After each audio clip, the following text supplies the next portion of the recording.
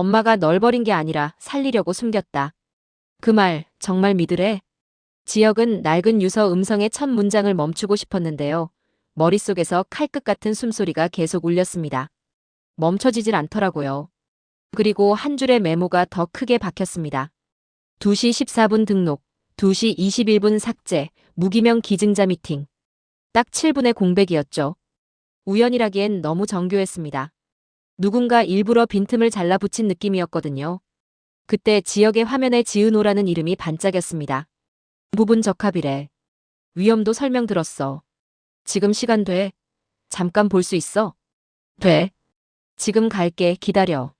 지역은 휴대폰을 접고 한숨을 둘, 셋 몰아쉬었습니다. 자신이 정의를 더 믿는 사람인지, 지은호를 더 지키고 싶은 사람인지 경계가 흐릿해졌습니다.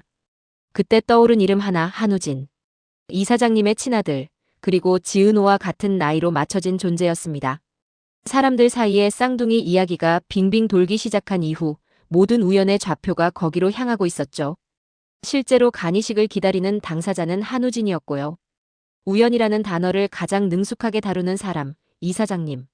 지역의 측두 옆 어딘가가 싸늘하게 수축했습니다. 이게 다 장치면 누가 설계했는지부터 봐야지. 며칠 전 지은호가 들려줬던 그 부탁이 지역의 귀에 다시 재생됐습니다. 그냥 검사만 받아줘. 검사는 받아볼게. 그래도 남편은 아직 몰라. 시선이 적을수록 좋아. 조용히 하자. 말은 단정했는데 정작 숨기는 건 본인의 병이 아니라 한우진의 병이었습니다. 그 촘촘한 평정심이 오히려 차갑게 느껴졌는데요. 그날 지은호 입에서 불쑥 새어나온 한마디가 자꾸 걸렸습니다. 엄마니까요. 법적 양육의 엄마는 정순이인데 지은호의 눈빛은 엄마라는 단어가 누구를 가리키는지 스스로도 정리 중이라고 말하고 있었습니다. 마음은 앞서고 머리는 멈춰 서 있는 모양새였죠. 지역은 변명 대신 증거를 택했습니다. 재단 일정 로그, 병원 가명 입원 기록, 법무팀의 대리 열람 흔적, 내부 위키 쌍둥이 검색 급증 타임라인까지 한 줄로 세워보니 끝은 매번 이사장님의 책상으로 귀결되더라고요. 우연히 이렇게 반듯할 리가 없어. 지역은 손가락으로 키보드를 두드리며 2시 14분과 2시 21분 사이 끊긴 7분을 노려봤습니다. 그때 성재에게서 전화가 왔습니다. 로그 더 긁어봤다. 2시 14분 업로드, 2시 21분 삭제. 제목 그대로 무기명 기증자 미팅. 원본 출처는?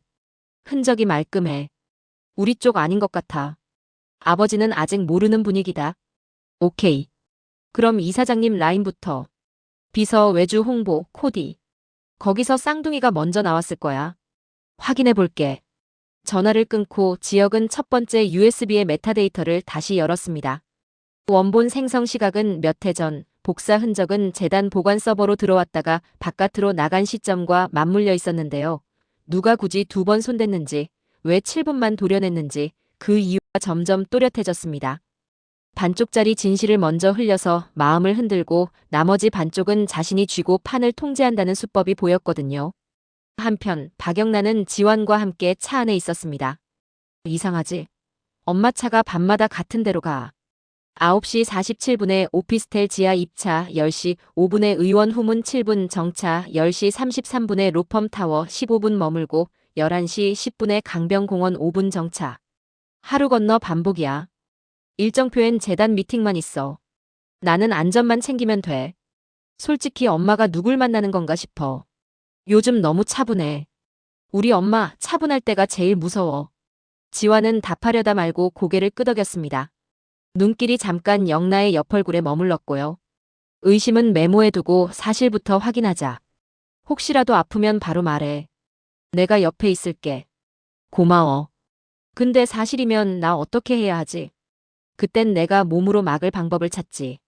말끝이 조금 부드러워졌고 영란은 그 온기를 애써 모른 척했습니다. 조금 좋아하는구나. 그 마음이 지나치게 크지 않기를 자신도 모르게 빌었고요. 그 무렵 지은호는 상담실 앞 의자에 앉아 펜을 굴렸습니다. 손등에 작은 체열 자국이 따끔거렸고 의사가 적어준 수치가 머릿속을 맴돌았습니다. 부분 적합, 합병증 위험, 회복까지 몇 달. 휴대폰에 저장된 이름이 손끝에 닿을 때마다 망설임이 올라왔습니다. 정순이의 목소리가 먼저 겹쳤습니다. 은호야, 넌 늘 남을 먼저 챙겼다. 이번만큼은 내 마음부터 봐라. 알아. 근데 우진이 나랑 같은 나이래. 시간이 많지 않대. 사람 살리고 싶은 마음, 그건 옳다. 다만 너를 도구로 쓰려는 마음도 있지. 그 둘을 구분하는 게 중요하다. 그래서 더 어려워. 우연처럼 보였는데 이젠 누가 만든 우연인지 알아버렸어. 정순이는 조용히 고개를 끄덕였습니다. 그래도 결국 내가 고르는 거다. 밤이 내렸고 재단 경비실에는 갈피가 잡힌 봉투 하나가 도착했습니다. 겉면에는 발신인이 없었습니다. 짧은 문장만 붙어 있었죠. 첫 번째는 반쪽, 이번엔 나머지 반쪽. 지역은 봉인을 열고 두 번째 USB를 꽂았습니다. 아무 힌트 2와 5 사이에 서 있는 사람의 이름. 지역은 JIHYUK와 L을 입력했습니다. 폴더가 딸깍하고 열렸고 파일들이 눈처럼 쏟아졌습니다. 위장 출생 서류 초안, 검체 라벨링 지침, 브로커 통화 기록. 하단의 서명은 흐릿했지만 결정적 도장은 박진석이 아니라 외부 하청 라인에서 먼저 찍힌 흔적을 남겼습니다. 결론. 박진석은 아직 모르는 분위기. 그리고 이 판을 깐 사람은 이사장님 쪽. 속은 매서웠습니다. 그렇다면 우연을 연출한 이유는 하나. 우진. 동갑이라는 미끼로 지은호의 마음을 흔드는 것. 휴대폰이 울렸습니다. 성재의 메시지였습니다. 하청 서버에서 재단 쪽으로 접속. 12시 5분부터 12시 20분까지. 키워드 지은호, 쌍둥이, 부분적합. 퍼즐 맞는다. 바깥에서 밀고 안에서 가린다. 맞아. 근데 너무 세게 가면 은호가 다칠 수 있어. 알지. 그래서 증거로만 간다. 감정은 내가 관리할게. 성재는 잠깐 뜸을 들였습니다. 너 그 얘기 들었을 때 얼굴. 좀 걱정됐다. 지역은 씩 웃었습니다. 흔들려도 버틸 수는 있어. 이사장님은 같은 시각, 서늘하게 정리하고 있었습니다. 상담 일정 3시 5분 올렸다가 3시 10분에 내리세요. 기록은 하나도 남기지 마요. 우진 동선 절대 비공개. 비서는 고개를 숙였습니다. 그녀는 창밖으로 스치는 불빛을 한참 바라보다 아주 담담한 목소리로 혼잣말을 했습니다. 사람을 살리려면 우연처럼 보여야 해. 그게 이 집을 지키는 유일한 길이야. 눈빛에 망설임은 없었습니다. 그 차분함이 오히려 단단한 갑옷처럼 빛났습니다. 상담실 앞 전광판이 10시를 가리키며 알림음을 1번, 2번, 3번 울립니다. 지은호는 펜을 쥐었다 놓고 다시 쥐었습니다. 작은 숨이 가슴을 치고 올라왔다 가라앉았고요. 그때 지역이 도착했습니다. 지역은 인사 대신 USB를 내밀었습니다. 이거 같이 보자. 처음 들은 그 문장, 반쪽일 수도 있어. 응. 다 보고 정할게. 파일이 열린 순간 거친 숨이 스피커를 타고 흘렀습니다. 남자의 목소리가 떨림을 숨기지 못했는데요. 사람은 살려야 한다. 방법은 내가 가르쳤다. 문서가 넘어갈 때마다 활자가 눈을 찔렀습니다. 검체 라벨링 지침. 기증자 코드 15206회. 새로 찍힌 타임스탬프 2시 14분 그리고 2시 21분. 사라진 7분은 칼로 잘라낸 듯 깔끔했습니다. 지은호의 손등이 다시 따끔거렸습니다. 우연이 아니야. 그래도 마지막 조각은 우리가 고른다. 지은호는 속으로 질문을 정리했습니다. 버림과 숨김 사이에서 나는 누구의 편이어야 하지? 그리고 우진을 사람으로 볼 수 있을까? 조건이 아니라. 그가 펜촉을 서명란 위에 올려놓는 순간 병원 시스템 팝업이 튀었습니다. 기증자 후보 재평가 요청 JIHYUKL. 지역은 짧게 웃었습니다. 타이밍 봐. 아직도 누군가가 뒤에서 누르고 있어. 그래도 내가 결정할게. 누가 만든 우연 위가 아니라 내 마음 위에서. 나는 내 옆에 있다, 지은호. 그 시각, 박영란은 다시 말했습니다. 오늘도 9시 47분에 들어갔고 10시 5분에 후문에서 7분 멈췄다가 10시 33분에 로펌 15분. 11시 10분에 강변공원 5분. 근데 오늘은 11시 15분에도 여전히 같은 자리였어. 그리고 11시 20분에야 움직였어. 바람 바뀌었다. 경비교대가 5분 늦었나 봐. 기록이 20초씩 비어. 그럼 누가 지웠다는 거네. 그렇게 보인다. 결론은 하나. 누가 내 엄마한테 우연을 만들어주고 있어. 영란은 입술을 깨물었습니다. 외도면 그냥 분노하면 되는데 그게 아니면 우리 집 어디까지 무너질까?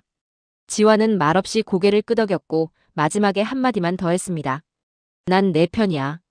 조금 그런 마음이 있어서. 영란은 그 말에 고개를 돌리지 않았지만 창문에 비친 자신의 눈동자가 아주 잠깐 흔들렸습니다. 모두의 마음이 가장 얇아지는 시간, 밤이 다시 내려왔습니다. 이사장님은 서류철을 반듯하게 맞추고 있었습니다. 끝까지 조용히. 우진 일정, 외부 공유 금지. 오늘도 계획대로. 그녀는 자리에 앉아 속삭였습니다. 사람을 살리려면 우연처럼 보여야 해. 그 문장은 오래된 주문 같았고요. 그 차분함이 더 깊어질수록 잔혹함은 감쪽같이 숨겨졌습니다. 그녀에게 지은호는 여전히 하나의 기증 계획표였고 옆에는 붉은 별표가 단정히 찍혀 있었습니다. 상담실 문이 열렸습니다. 지은호의 눈빛이 정면을 향했습니다. 저 결정했어. 의사는 고개를 들었습니다. 사실은 확인됐다. 그 다음은 내 마음이야. 우진에게 진실을 말하고 내 선택을 말하겠다. 결과가 어떻든 후회는 내가 감당할게. 좋아. 같이 가자. 복도 끝 전광판이 3시 5분을 지나 3시 10분으로 넘어갔습니다. 누군가의 우연은 여전히 단정했고 누군가의 의심은 점점 명확해졌습니다. 확실한 사실 한 가지. 간이식을 기다리는 건 한우진. 그리고 그 사실을 우연으로 위장해 지은호에게 접근한 사람은 이사장님. 박진석은 아직 모르는 분위기. 박영란은 외도의 그림자와 싸우며 진실을 줬고 이지화는 모든 걸 다 아는 게 아니지만 영란을 향한 은근한 마음을 숨기지 못한 채 한 걸음 앞에서 지키고 있습니다. 지혁은 속으로 마지막 문장을 다잡았습니다. 우연히 만든 반쪽 진실은 여기까지. 이제부터는 우리가 완성본을 쓴다.